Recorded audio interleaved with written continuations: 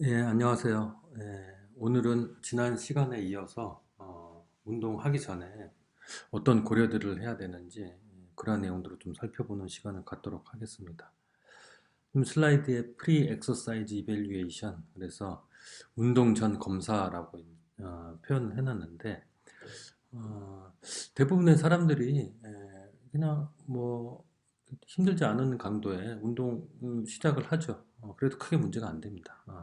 하지만 우리가 운동이라는 게 운동을 하다가 다칠 수도 있고, 운동을 하면 평상시에 나타나지 않던 증상들이 나타나는 사람들도 있고, 또 운동을 특수한 목적, 그래서 질환을 개선을 한다든지 어떤 건강상의 위험 요인을 좀 제거하기 위해서 운동을 할 때는 운동의 양과 질 이런 것들을 계획을 해야 되는데, 그런 것들을 계획을 세우기 위해서는 운동 전에 어떤 검사들을 하게 됩니다. 그래서 어, 이 사람이 운동할 때 평상시에는 나타나지 않던 가슴의 흉통이라든지 혈압이 과도하게 상승한다든지, 아니면 관절에 걸을 때는 괜찮다가 뭐 계단을 오른다든지 조금 속도를 높여서 운동을 하게 되면 뭐 체중이 실리는 관절에 뭐 부담을 주게 된다든지, 뭐 이런 특수한 대상자, 특수한 대상자라고 하면 안 될 것 같고요.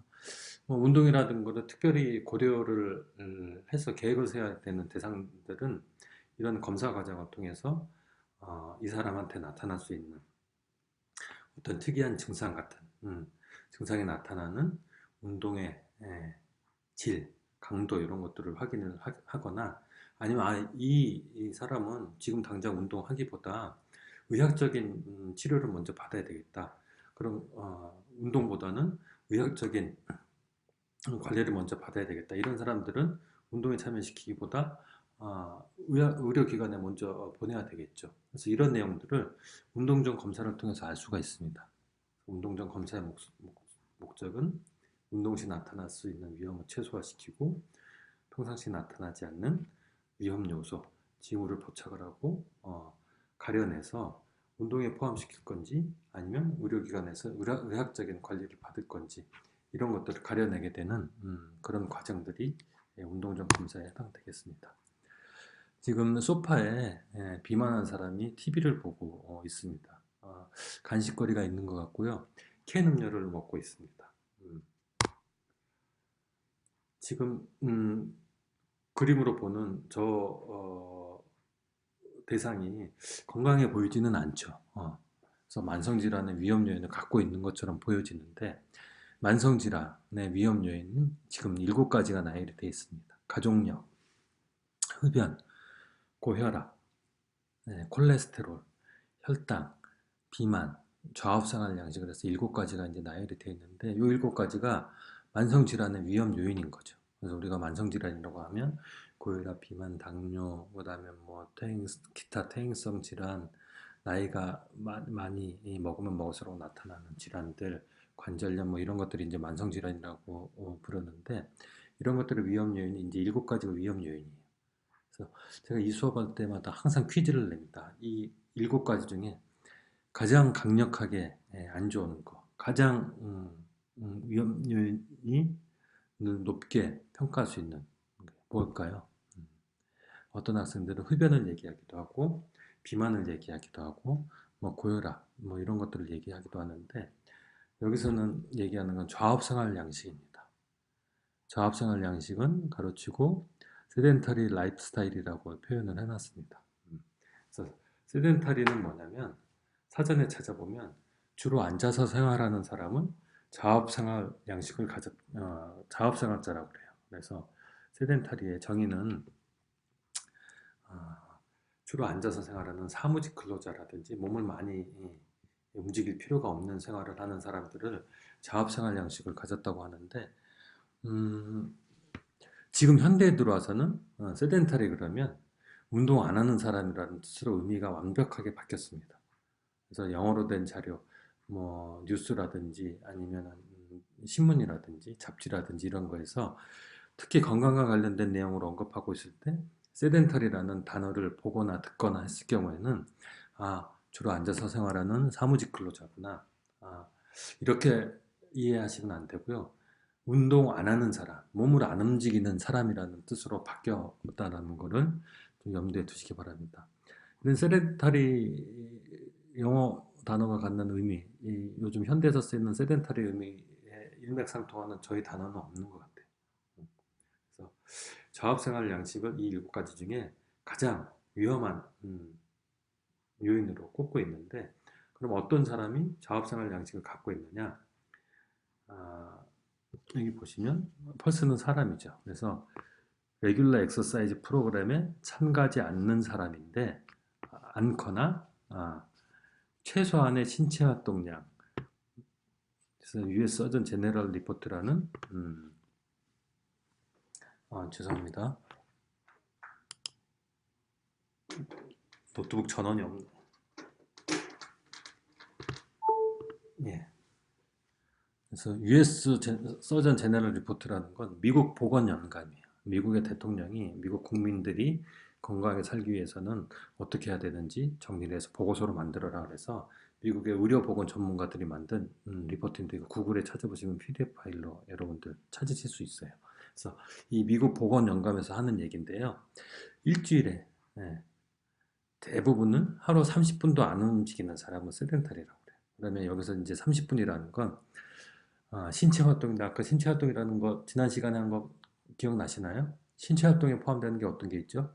엑서사이즈, 스포츠, 레저 액티비티, 하우스홀드 액티비티. 그래서 운동, 스포츠, 그 다음에 여가 시간에 하는 다양한 활동들, 산책, 산보, 집에 가까운 낮은 산에 올라가는 거, 이런 것도 다 포함되고, 집에서 하는 활동들, 설거지, 청소 이런 것들, 또 우리가 통학하기 위해서 계단을 오르내리거나 걷는 이동하는 거리, 이런 것들이 다 신체 활동에 포함되는데, 여기서 얘기하는 신체 활동, 하루 중에 총 몸을 움직인 신체 활동의 양이 30분도 안 되는 사람일 경우에는 자업생활 양식을 가졌다고 얘기할 수 있는 거예요.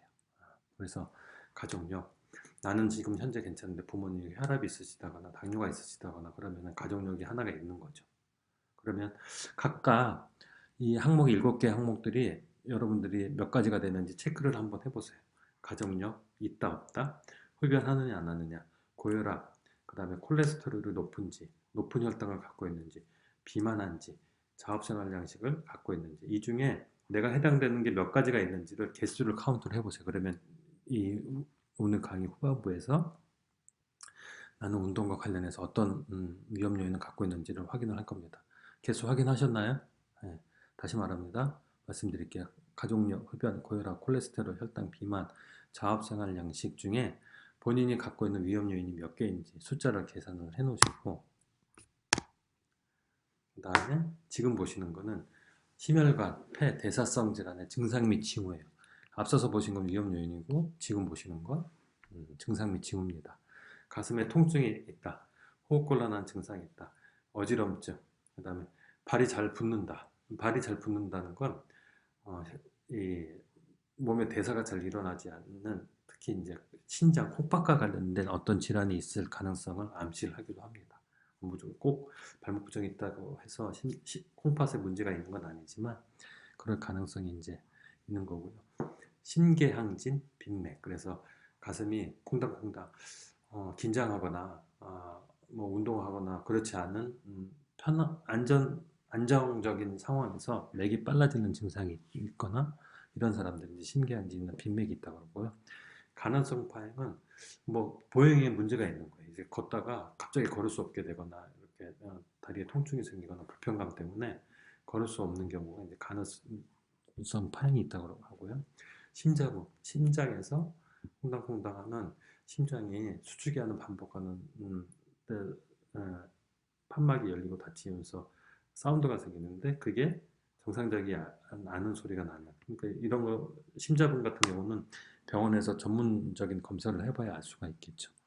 그다음에 높지 않은 보통의 활동에서 호흡이 곤란해지거나 너무 필요해서 일상생활을 지속할 수 없을 때, 이런 증상들이 본인이 해당되는 게 몇 가지인지 또 카운트를 해보세요. 그래서 앞서서 보신 위험 요인이 몇 개인지, 지금 보시는 증상 및 징후가 몇 개를 갖고 있는지 이런 것들을 또 확인을 지금 한번 해보시고 메모를 잠깐 해두시기 바랍니다. 그러면 앞서서 본 위험 요인과 증상 및 징후를 가지고 내가 운동과 관련해서 어떤 저위험군인지 고위험군인지 아니면 중간에 해당되는 위험군인지를 분류를 해볼 수가 있습니다. 여기 지금 ACSM이라고 되어 있는데 ACSM은 건강재활 관련된 교과서가 나오는 거의 상당수의 책이 이 ACSM이라는 기관에서 만든 자료를 한글로 번역해서 활용을 하고 있습니다. 아메리칸 칼리지, 미국 대학 스포츠 메디신. 그래서 미국의 우리나라는 대한스포츠의학회가 스포츠학을 연구하는 가장 대표적인 학술단체인데 미국은 이 ACSM이라는 학술단체가 대표적인 스포츠학을 연구하는 학술단체예요. 그래서 ACSM이라고 줄여서 말을 하고 ACSM에서 만든 자료를 가지고 저희 나라에서 공부들을 하기 때문에 이쪽 공부를 이제 하게 되면 ACSM이라는 기관 단체에서 나온 자료들을 많이 보게 됩니다. 그래서 ACSM에서 운동과 관련해서 저위험군, 중등도 위험군, 고위험군 이렇게 세 분류로 나눠놨는데요. 먼저 저위험군이 어떤 대상들이 저위험군인지 한번 보겠습니다. 남자 45세, 여자 55세 미만.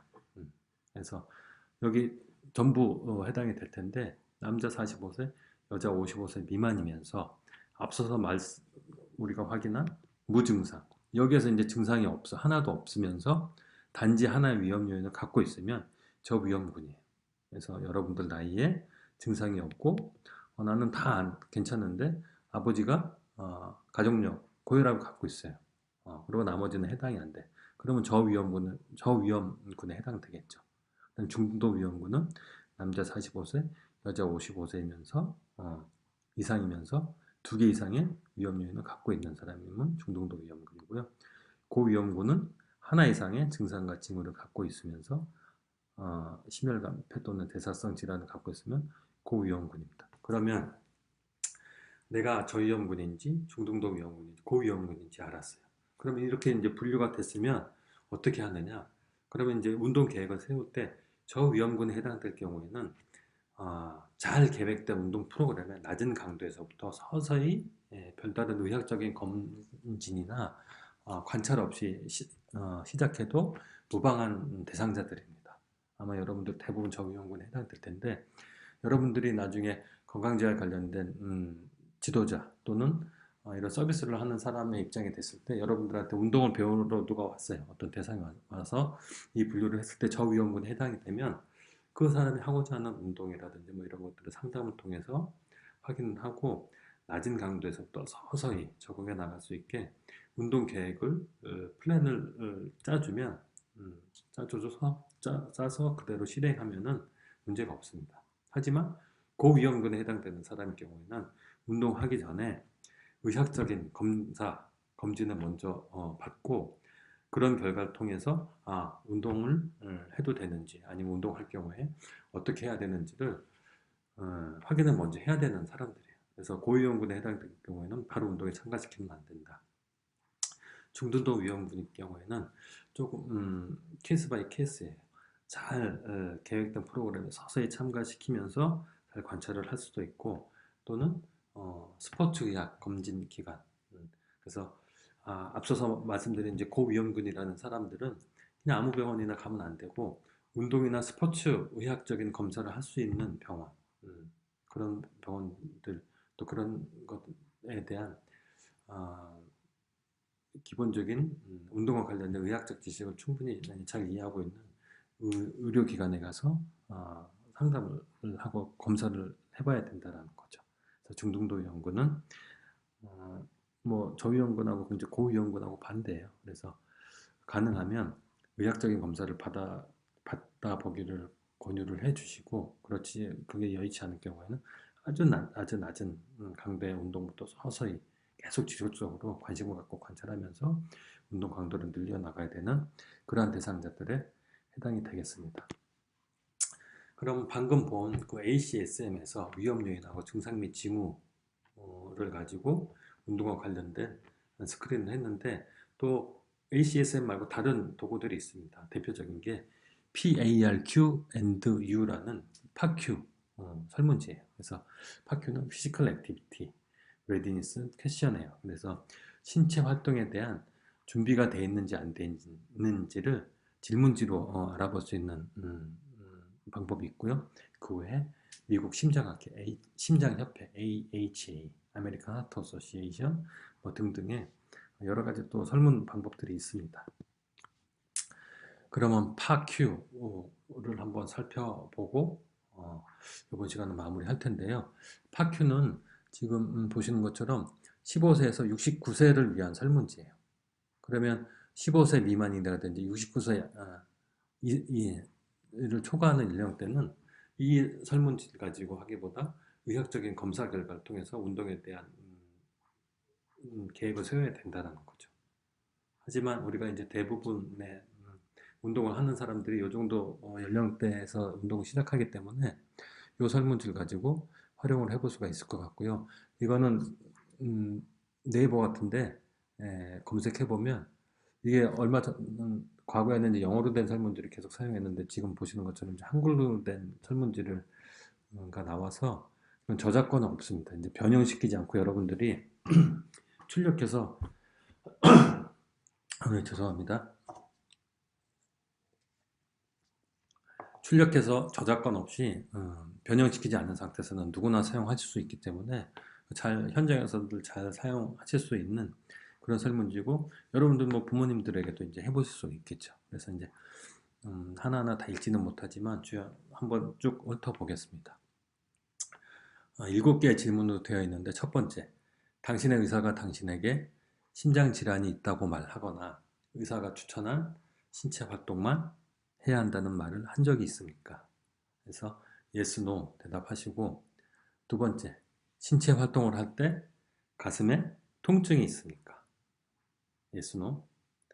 세 번째, 지난달에 쉬고 있는 중에도 가슴에 통증을 느낀 적이 있습니까?